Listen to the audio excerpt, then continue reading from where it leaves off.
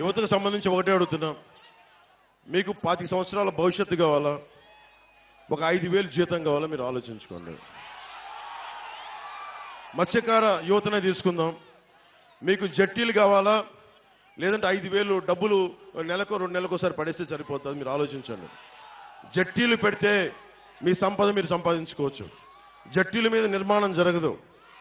జట్టీలు బీచ్ల మీద జట్టీల నిర్మాణం జరగదు. ఎందుకంటే మీరు ఎప్పుడు దేహి అంటా ఉండాలి ప్రభుత్వాన్ని.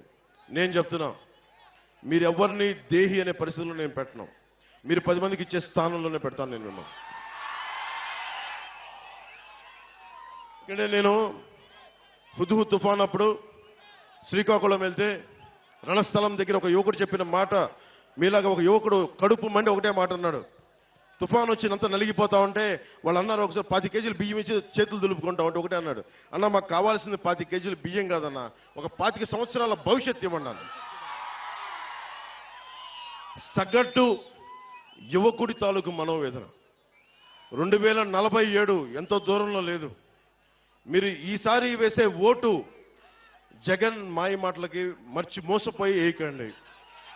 నన్ను దశాబ్దం చూశారు. దశాబ్దం ఓడిపోతే ఇంట్లో కూర్చుంటారు.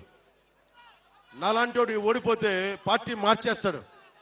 దశాబ్దం ఎవరు లేరు నాకు, మీరు తప్ప, మీరిచ్చే బలం తప్ప, మీరిచ్చే మనోబలం తప్ప ఎవరు లేరు నా దగ్గర.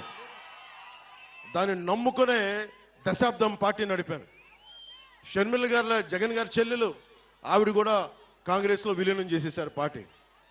జనసేన ఒక్కటే ఆటుపోట్లు తింటూ మనకి ఉప్పాడ సముద్రం కోత గురైన నిలబెట్టుకునే ఉన్నాం జనసేన పార్టీని. అంటే ఎందుకు ఇంత నిలబడ్డామంటే, నేను నిలబడటానికి మీ వెన్నంటే నడవడానికి నేను నిలబడే ఉన్నాను ఇక్కడ.